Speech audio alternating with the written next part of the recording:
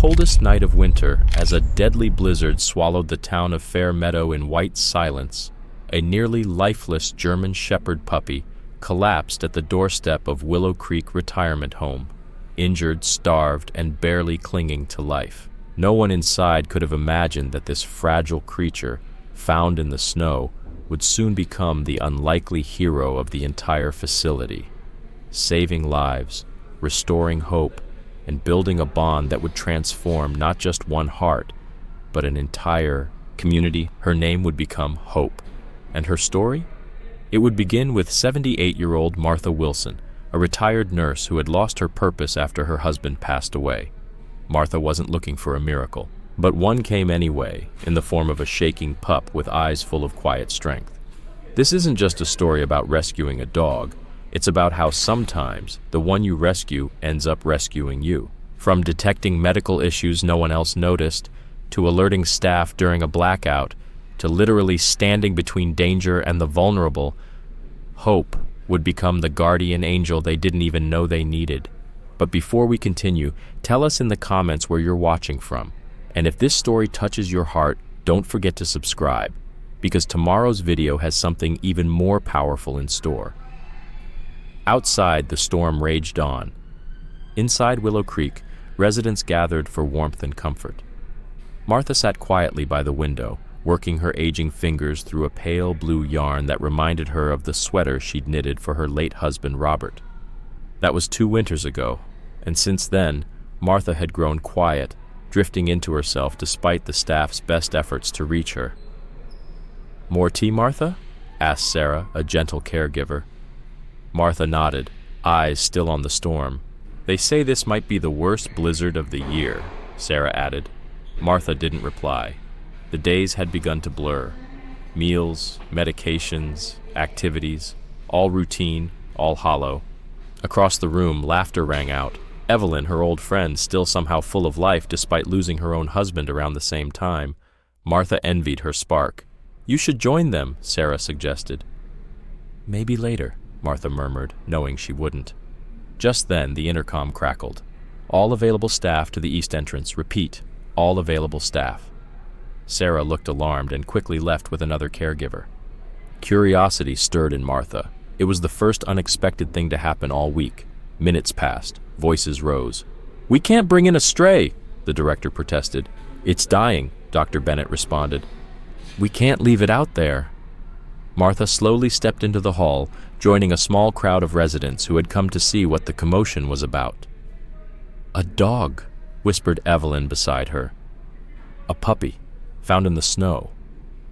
Wrapped in a blanket, Sarah carried the pup, shivering uncontrollably. "This is a medical facility, not an animal shelter," the director insisted. Then, from deep within, something awoke in Martha. "I'll take her," she said. Everyone turned. Martha, who had barely spoken in months, was standing tall again. "I was a nurse for 45 years. I can care for her until the vet arrives." Dr. Bennett nodded with admiration. "She's more qualified than most of our staff." Reluctantly, the director agreed. "Fine, but only until the vet gets here." As Martha held the blanket, she caught her first full glimpse of the puppy. Small, frail, covered in ice and mud. A deep cut along her side. But it was the puppy's eyes that stopped her, tired, but alert. Intelligent, present. "Hello there," Martha whispered, and in that moment, something shifted. Not just in her arms, but in her heart.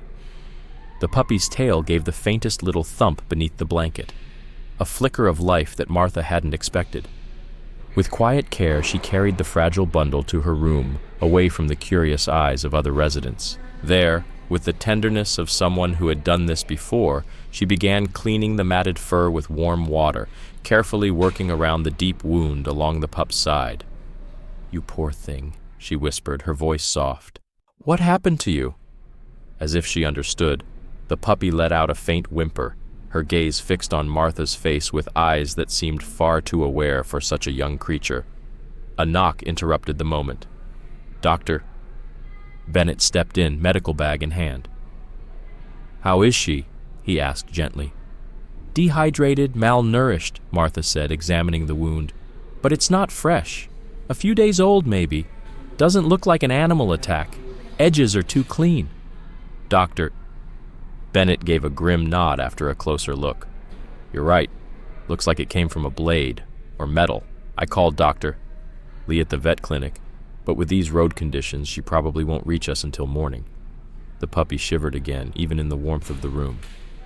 I've got fluids and antibiotics we can try, he added. Not ideal, but it might get her through the night. And so the two of them, one a retired nurse, the other a doctor with a farming background, worked side by side. They cleaned the wound, administered fluids, wrapped the pup in fresh blankets. A quiet rhythm formed between them. I have to admit, Dr. Bennett said after a while, I haven't seen you this focused in months. Martha didn't answer at first. She was too busy steadying the puppy, keeping her calm. Finally, she murmured, "She needs help." Dr. Bennett gave a small smile. Well, she collapsed on the right porch.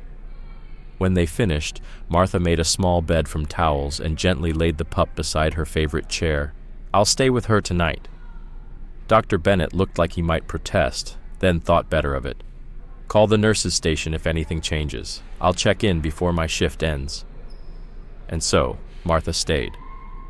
Through the night, she dozed in her chair, waking every hour to check the pup's breathing, thin and fragile at first, but gradually strengthening. By dawn, the storm had passed. Fair Meadow lay beneath 2 feet of snow, but inside Martha's room, something else had shifted. The puppy was still alive. Evelyn arrived early, carrying a bowl of water and some shredded chicken. How's our patient? She asked, watching Martha help the pup drink. Martha didn't answer right away. First time I've seen you look truly alive in months, Evelyn added, smiling. Soon the question came. And what happens now? Martha sighed. They'll take her to a shelter, I suppose. The thought hit harder than she expected. Dr. Amanda Lee arrived mid-morning, her coat still dusted with snow. She was younger than Martha had imagined, with warm eyes and quiet authority. After a thorough exam, she looked up. You did an incredible job, she said. Another night out there and she wouldn't have made it. Will she recover? Martha asked, trying to sound casual. With proper care, yes, she's young. Strong, considering everything. Dr. Lee's face darkened as she examined the wound. This wasn't an accident. Someone hurt her. Martha's voice hardened. I thought so. The puppy whimpered softly and tried to scoot closer to Martha's chair. Without thinking, Martha reached out and stroked her head. She trusts you, Dr. Lee noted. That's not common for a dog that's been through this kind of trauma. Just then, Director Reynolds appeared in the doorway. Doctor, once you're done, we'll arrange for the animal to be transferred to an appropriate facility. Before Dr. Lee could respond, Martha spoke up. I'd like to care for her until she's recovered. Director Reynolds frowned. We've talked about this, Martha. This isn't an animal shelter. There are rules, risks. Actually, Dr. Lee interjected, moving her now could be dangerous. She's stable, but still very weak. The shelter had a roof collapse last week, she added. They're overwhelmed, temporary placements all over the county. Martha stood firm. I'll take full responsibility, just until she's well enough. Dr. Bennett, who had been standing nearby, added his voice. I've seen Martha more engaged, more herself, since that puppy arrived. From a medical standpoint, this is therapeutic for both of them. Reynolds looked between them. Martha, the puppy, back again. 3 days, she said at last. Then we reevaluate. Relief washed over Martha. The puppy's eyes were open now, watching her, still tired, still hurt, but something in them had changed. Trust. And for the first time in years, Martha felt needed again. Her tail gave a faint thump, barely more than a whisper against the towel, but it was enough to make Martha smile. You need a name, she said softly. We can't just keep calling you Puppy. The German Shepherd perked up, responding to Martha's voice with a spark of recognition. Hope, Martha decided. Your name is Hope. As if she understood, Hope's tail gave another weak thump, and the morning sun, finally breaking through the blizzard clouds, poured golden light across the snowy grounds of Willow Creek. For the first time in months, Martha felt something awaken inside her, a sense of purpose, a reason to keep moving forward. She didn't know where this pup had come from or who had hurt her, but she knew, without question, that hope had found exactly where she needed to be. If this story has touched you so far, don't forget to subscribe. We've got more to share that just might move you to tears. Now, back to the story. By midday, word had spread throughout Willow Creek. Martha's room quietly became the heart of the building. Residents stopped by with excuses to check in on the puppy, but truthfully, they just wanted to see her. Hope still couldn't stand, but her eyes followed every new face with quiet curiosity. "She's looking better already," said Tom Mitchell as he knelt, despite his aching knees, for a closer look. His expression softened as Hope gave his hand a cautious sniff. "I had 3 German shepherds over the years, loyal to a fault." "You served with dogs in the military?" Martha asked, surprised she knew so little about the man who lived just down the hall. Tom nodded, his eyes drifting with memory. 2 tours in Vietnam. Worked with a handler and his dog. She saved our unit more times than I can count. Dogs, they sense things we can't. His wife, Grace, arrived with a bowl of plain chicken. "Think she's ready to eat?" "Small amounts, often," Martha said with a grateful smile. "Her system needs time." But not everyone was thrilled. Frank Simmons stood in the doorway, arms crossed. "This is a retirement home, not a kennel," he snapped. "Some of us have allergies." "Hope isn't leaving my room," Martha replied calmly. "Dr. Bennett approved it. She's staying temporarily." "Director Reynolds says it's only for 3 days," Frank huffed. "Then it's off to the pound where it belongs." "She," Evelyn corrected, suddenly behind him. "Not it. Her name is Hope." She nudged past him with a smirk. "Don't mind Frank. He hasn't liked anything since 1985. Frank muttered something about health codes and stormed off. Later that evening, Dr. Bennett returned. "Her temperature's improving," he observed. "The wound's cleaner. You're doing a remarkable job." Martha gestured toward the small pile of donations from other residents. A soft blanket, fresh water, a stuffed toy, leftover chicken. "We've all helped," she said. "Well, except Frank," Dr. Bennett chuckled. "Frank complains the sun rises too early." He grew serious for a moment.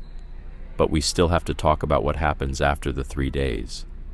Martha stroked Hope's ears, now more alert, more alive.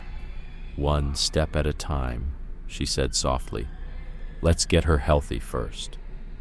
That night, Martha slept once again in her chair, refusing to leave Hope's side. Before sunrise, a soft whimper stirred her from sleep.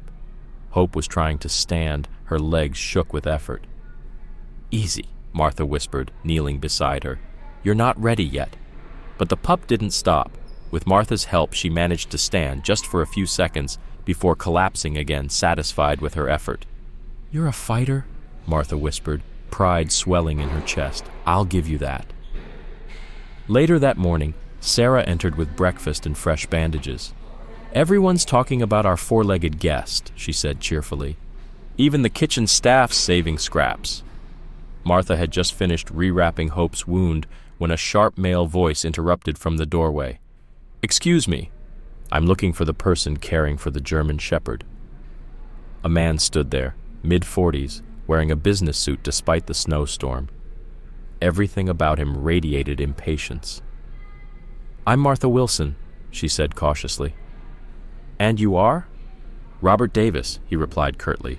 "That dog you've taken in, she belongs to me." Martha instinctively stepped between Hope and the stranger. The pup shrank back, suddenly anxious. She was found half dead, starving, with a knife wound. Robert's face didn't even twitch. "There's been a misunderstanding. She ran off during the storm. I've been searching for her for days." "A misunderstanding?" Martha echoed, her voice rising. "She was abused." "You're mistaken," he said coldly. "Now, if you'll hand over my property—" "Is there a problem here?" came a calm voice from the hallway. Dr. Bennett stepped in, immediately picking up on the tension. "This man says Hope belongs to him," Martha said, eyes locked on Robert, and just like that, the quiet battle for Hope's future had begun. Dr. Bennett's voice remained calm, but a sharper edge crept in. This puppy was found in critical condition, malnourished, wounded, and showing clear signs of neglect. As medical director of this facility, I can't release her to anyone without verified proof of ownership. Robert reached into his coat and produced a photo, an image of a similar-looking German shepherd. This is Ranger. She's one of a litter born on my father's farm, same markings. Dr. Bennett studied the image, unimpressed. German shepherds often have similar coloring. Do you have registration papers, vet records? Robert's jaw tightened. My father handled all that. He passed away recently. I'm sorry for your loss, Dr. Bennett said. But without documentation, we can't just hand over an injured dog. Perhaps Officer Wilson from the local police could assist. At the mention of police, something flickered across Robert's face. A moment of hesitation, quickly masked. That won't be necessary. I'll bring the paperwork tomorrow. He glanced at Hope, who had pressed herself closer to Martha's leg, visibly afraid. She's valuable breeding stock. She doesn't belong here. As he turned and left, Martha exhaled shakily. He's lying. Did you see the way Hope reacted to him? I saw it, Dr. Bennett replied, his expression grave. But legally, if he can prove ownership, our hands may be tied. James, Martha said, voice rising. She was abused. We can't send her back to that. I agree. Let me make some calls. In the meantime, it might be best if Hope stays out of sight. I don't trust him to play by the rules. That day, Martha kept Hope in her room, the door closed to all but staff and a few trusted residents. By afternoon, Hope managed to stand long enough to eat and even take a few trembling steps across the room. You're getting stronger by the hour, Martha encouraged, celebrating each small step like a personal victory. Tom and Grace stopped by after dinner, bringing more chicken and a small rubber toy. Any word on that man? Tom asked quietly. Dr. Bennett's checking into it, Martha replied, but something about him felt wrong. Hope was terrified. Tom's jaw tightened. Animals know. You should trust that. We were wondering, Grace added gently, is there anything we can do? Most of us feel the same way. Hope's already brought life back to this place. Martha hesitated, then nodded. Actually, I could use help. I can't be with her 24/7, and I don't want her alone if that man comes back snooping. Tom stood straighter. We'll handle it. I'll organize a watch schedule. Veterans know how to guard the vulnerable. That night, Harold Jenkins took the first shift, sitting silently by the door while Martha, finally, slept in her bed. At dawn, she woke to the soft rustle of a page turning. Carl Washington had taken over the watch. He sat nearby, reading a paperback under the bedside lamp. All quiet, he reported, though around 3, your little guest got restless. Harold walked her down the hall, first time she's been out of this room. Martha smiled, glancing at Hope, who was now awake and watching her. She's getting stronger. Tom's planning a meeting in the recreation room at 10, Carl added. Said you might want to be there. At 10 o'clock, Martha arrived, carrying Hope most of the way, letting her walk the last few feet. Nearly 20 residents had gathered. Tom stood at the front, like a retired general addressing his old unit. As many of you know, Tom began, this puppy came to our doorstep, wounded and barely alive. And now, someone claims to be her owner, even though all signs suggest he's responsible for her condition. Frank Simmons raised his hand. Why are we involved? It's just a dog. She was only cleared to stay one more day. Just a dog? Harold repeated, incredulous. That just a dog gave Martha Wilson a reason to live again. First time I've heard her speak more than 2 sentences in months. Martha flushed. Around her, others nodded. She's not just a dog, added Dorothy Hayes. She's a symbol. A reminder that it's never too late for a second chance. At the back of the room, Director Reynolds stood quietly, observing. Tom continued. The real question is, what happens after tomorrow, when the 3-day window ends? We need a plan. What if she becomes a therapy dog? Grace suggested. I've read about animals in care facilities. The benefits are real. My old workplace had a therapy cat, Sarah chimed in as she assisted a resident. Everyone adored it. There are protocols, Director Reynolds said, stepping forward. Health regulations, liability concerns, all of which can be managed, Dr. Bennett interrupted as he entered. I've already started looking into Mr. Davis's claim. He paused, then continued. His father, Captain Michael Davis, was indeed a reputable breeder, but he trained service dogs for veterans, not for sale, not for profit. So the son inherited the dogs? Martha asked. That's where things get complicated, Dr. Bennett said. According to the captain's neighbor, the will left strict instructions for how the dogs were to be handled. Dr. Bennett's voice carried a quiet authority. According to the attorney handling Captain Davis's estate, Robert was explicitly left out of control of the breeding program. The dogs were willed to a veteran support organization. Robert's been trying to sell them against his father's wishes. A wave of murmurs rippled through the room. So Hope might actually be one of those specially trained service dogs? Tom Mitchell asked. His interest visibly piqued. It's very possible, Dr. Bennett confirmed. Which would explain why Robert wants her back so badly. These dogs are incredibly valuable. As if sensing the importance of the moment, Hope slowly got to her feet. Still unsteady, she walked across the circle with purpose and sat directly in front of Tom, staring up at him with intelligent, focused eyes. Tom stared back, then slowly reached into his shirt pocket. How did she know? He whispered. Know what? Martha asked, moving closer. I've been feeling off since morning. Thought it was just fatigue, Tom said, frowning. But now my left arm's going numb. Dr. Bennett dropped to his knees beside him. Your heart rate's irregular. Let's get you to the exam room, now. Hope walked closely by Tom's side as they helped him up, never once breaking her gaze. Even Director Reynolds, standing near the door, looked stunned. Did she just... Some dogs can detect medical issues before symptoms are obvious, Dr. Bennett explained quickly. Especially heart conditions, our bodies release subtle chemical changes they can pick up. An hour later, Tom was resting comfortably after receiving treatment for what Dr. Bennett confirmed was the onset of a cardiac event.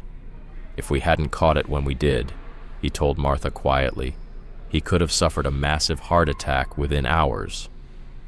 Hope refused to leave his side, curled at the foot of the bed despite the staff's attempts to move her. She stays, Tom insisted. She saved my life. That evening, Director Reynolds summoned Martha to her office. Hope, now strong enough to walk without help, trotted quietly at her side. I've been thinking, Director Reynolds began, watching the pup settle at Martha's feet. Today was remarkable. She knew, Martha said simply. She knew something was wrong before we did. Reynolds nodded. Dr. Bennett's been filling me in on medical service dogs, especially those trained to detect heart issues. The potential benefits for a facility like ours are significant. Martha waited, barely breathing. I've contacted a professional certification program, Reynolds continued. They're willing to evaluate Hope once she's recovered. If she meets the requirements, she could stay here permanently as an official facility service dog. You mean... Martha hesitated, Hope rising cautiously. She could live here? Not as a personal pet, Reynolds clarified. But yes, if she qualifies, she'd have a permanent role. There'd be duties, training, guidelines. But from what I've seen, I suspect she'll pass with flying colors. Relief washed over Martha, followed by a deeper, more personal emotion. What about Robert Davis, if he returns? Dr. Bennett spoke with Captain Davis's attorney. Robert has no legal claim. The program, the dogs, everything was entrusted to the veteran organization. So, he lied, Martha said, her voice trembling with restrained anger. It appears so, Reynolds confirmed. Then she leaned forward slightly. And I've noticed something else. Since Hope arrived, you've changed, Martha. You're engaged, connected, alive. No matter what happens next, I believe she's already done more good here than we ever expected. As Martha returned to her room with Hope at her side, the difference in the puppy after just 3 days was remarkable. Though still thin, her coat had begun to shine, and her legs were gaining strength. The wound on her side was healing cleanly. But what stunned Martha most was the change in herself. For the first time since Robert's passing, she had woken with purpose, with something to care about, something to believe in. She had spoken more in 3 days than in the past 3 months. At her door, a folded note was taped carefully to the handle. Emergency Resident Meeting Dining Hall, 7 p.m., Operation Second Chance. Martha smiled and tucked it into her pocket. She didn't need to guess who was behind it. Tom Mitchell never let a mission hang in the air, especially not when it mattered. Hope looked up at her, ears alert as if asking, "Are we going?" Martha gave her a small grin. "Looks like we've got a meeting to attend, girl. And I think Willow Creek is about to change, for good. And we're going to be right in the middle of it." The dining hall was buzzing with energy when they entered. Nearly every resident had gathered, even Frank Simmons, though he sat in the back with his arms crossed like usual. At the front stood Tom, flanked by several fellow veterans. A large poster board sat propped on an easel behind them. "Now that everyone's here," Tom began, his voice steady, "let's get to it." He turned the board around, revealing a carefully drawn plan in neat block lettering, Hope's path to permanent stay. Hope has already proven she's not just a pet, she's something more. Tom addressed the room. "What happened with my heart wasn't coincidence. Dogs like her can detect heart issues, seizures, even blood sugar crashes, before they happen. My sister's seizure dog used to alert us 20 minutes in advance," added Betty Johnson. Tom nodded. "Director Reynolds is open to making Hope our facility's therapy dog, but there are challenges. She needs time to fully recover, proper certification, and ongoing funding." Grace stood up beside him. "We've already formed committees. Care, research, and fundraising. We're all in." Martha was stunned. "You've done all this since this morning?" Harold grinned. "We've been waiting for something to care about since the great pudding shortage." But Frank, ever the skeptic, called out from the back, "That's a lot of effort for a dog." "Choose your next words carefully," Dorothy warned, knitting needles raised. Tom stared him down. "In Vietnam, a dog saved my unit from an ambush. Later, another helped me through PTSD. Don't underestimate the right dog at the right time." Even Frank stayed silent. Then Dr. Bennett stepped in.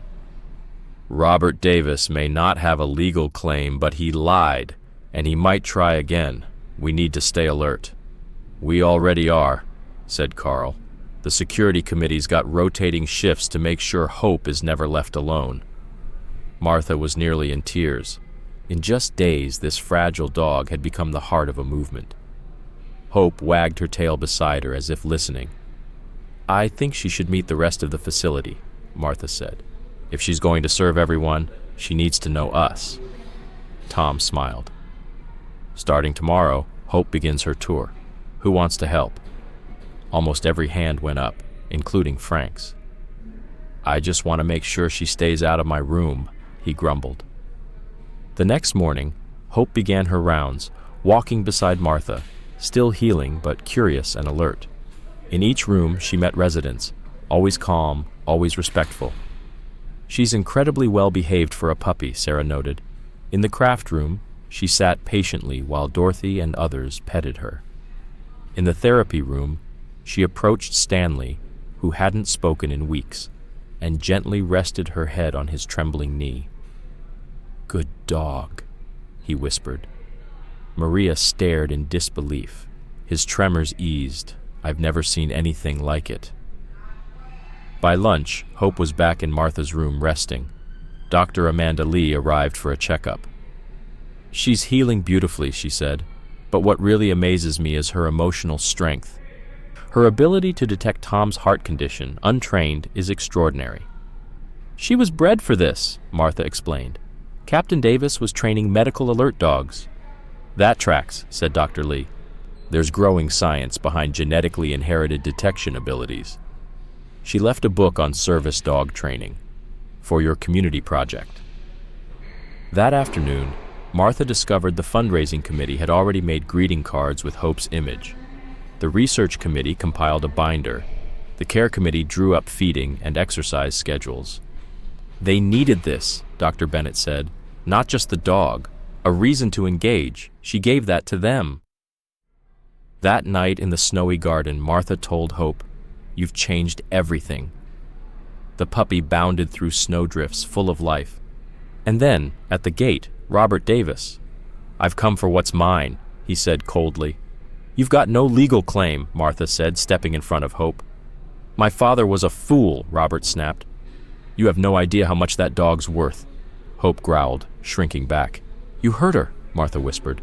Robert stepped forward. "That dog is coming with me, one way or another." "I don't think so," came Tom's voice. Behind him stood Carl, Harold, and Officer Mark Wilson. "Perhaps the warrant I have for your arrest will change your mind." Robert paled. "Animal cruelty, fraud, trespassing, attempted theft." As Wilson cuffed him, Martha knelt beside Hope.